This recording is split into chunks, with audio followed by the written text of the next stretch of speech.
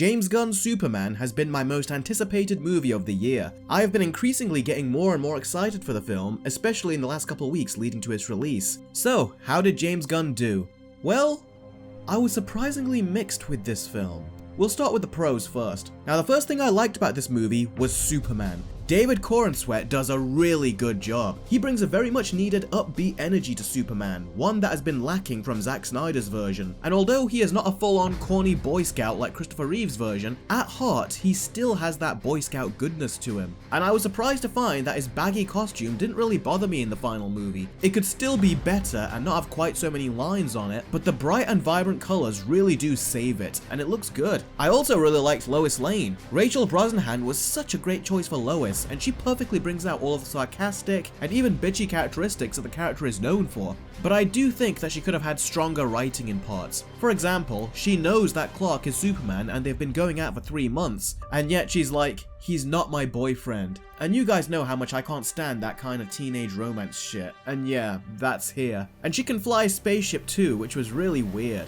But on the whole, I thought she was really good. I also really loved the action. The kaiju battle was good fun, the battle between Superman, Ultraman and the Engineer was awesome. Superman pulls a really smart move during this battle, and it was one of his smartest moments in the movie. And I love how throughout the fights, Superman also tries to save people. This really reminded me of the Superman I grew up with from the animated series. Now, it's very important to note that this movie not only had a lighter tone, but it also feels like a cartoon. In fact, this Superman movie is more of a cartoon than the actual Superman cartoons, and it did go over the threshold for me, and I wish it would have pulled back a bit. That aside, I thought the universe building was actually very nicely and seamlessly done. Cameos and references to other DC characters were done without feeling telegraphed or like they were forcefully setting something up. And something I gotta give this movie credit for, they had a plot line that is a very thinly veiled Palestine and Israel commentary, and I was surprised that they didn't approach it in the biased way that you'd think that Hollywood would. And I liked that, especially when it makes fun of a certain tyrannical war criminal. It's going to piss certain people off for sure. You can expect people like Ben Shapiro and others to have a tantrum over this, but hey, if Superman existed in real life, this is the side that he would pick. So would the rest of the superheroes, and Lex Luthor would definitely be against them. So I thought that was smart. I also liked the Justice Gang.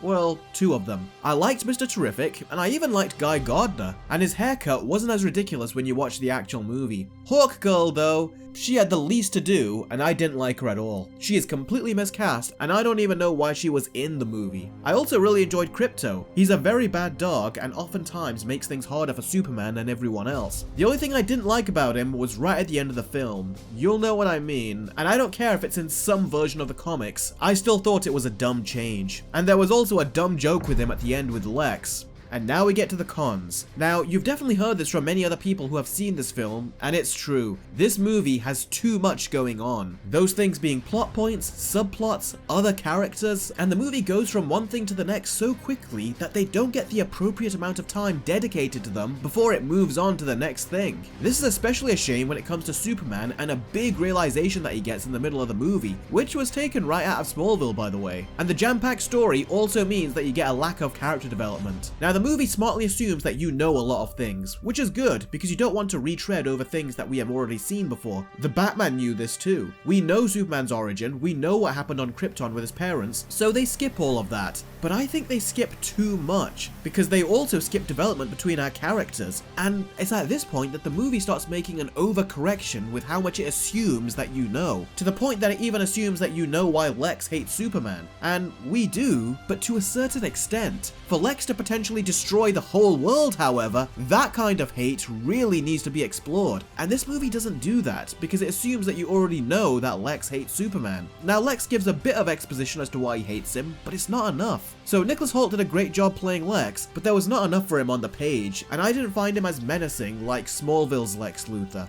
I wonder how Martha Kent would feel if she knew you had a secret meeting with her husband right before he died. Now, a transgression like that would test the virtues of even the most forgiving woman. What do you want, Lex?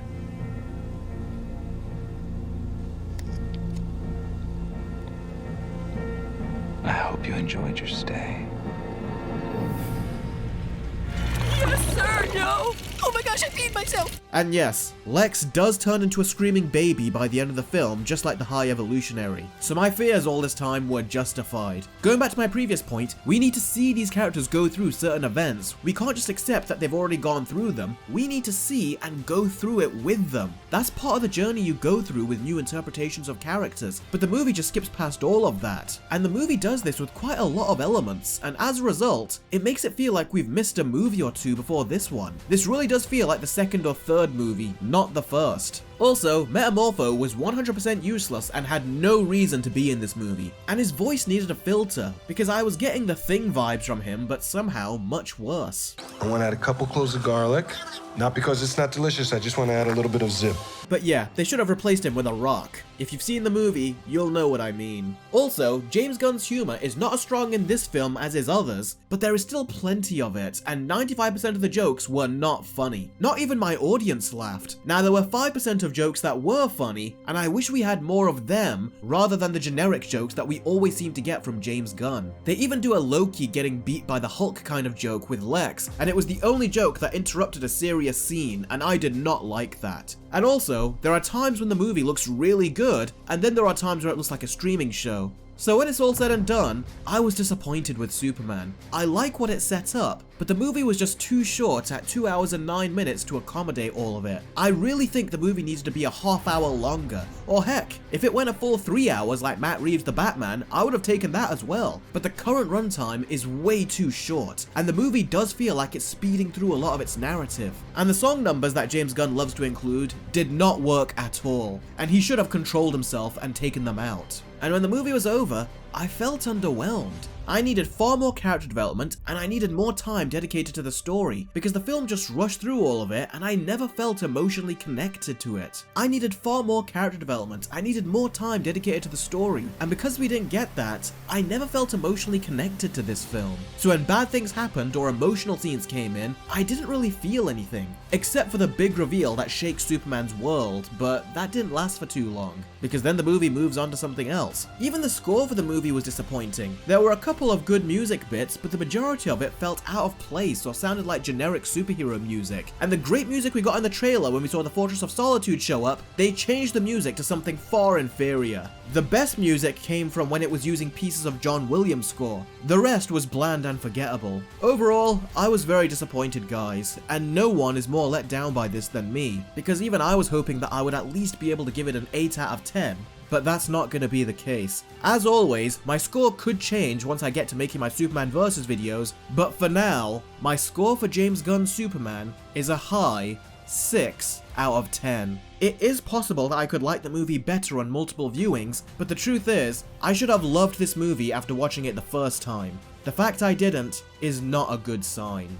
But that being said, I am excited to see David Corenswet continue in this new DCU, but I just wish that the movie would have been so much better. This is sadly not an Iron Man situation in terms of a great first movie to kickstart the universe. In the end, James Gunn's Superman was just okay. As always, a huge thanks to my patrons. Now, comment below and let me know what you thought of James Gunn's Superman. At first, I thought I was going to be the only one to have mixed thoughts on it, but it turns out a lot of people are actually mixed on this movie too. Even some of the positive reviews on Rotten Tomatoes are like 6 out of 10s, which is kind of what I gave, but that still counts as a fresh tomato, so technically if my review ended up on Rotten Tomatoes, it would also get a fresh tomato, even though my review I wouldn't really say is a fresh review, but it's not a negative one either, so I really am split on this film, and I do intend to see it again to see if I warm up to it more. Be sure to subscribe so you can be notified of when my Superman Versus videos come out, and you'll see if my opinions have changed at that point. Also, be sure to head on over to Patreon and follow me on my private Discord server, as we'll be discussing the movie on text channels and also on voice chat. So I'll see you guys there. Thank you very much for watching, everyone, and I will catch all of you very soon. Take care.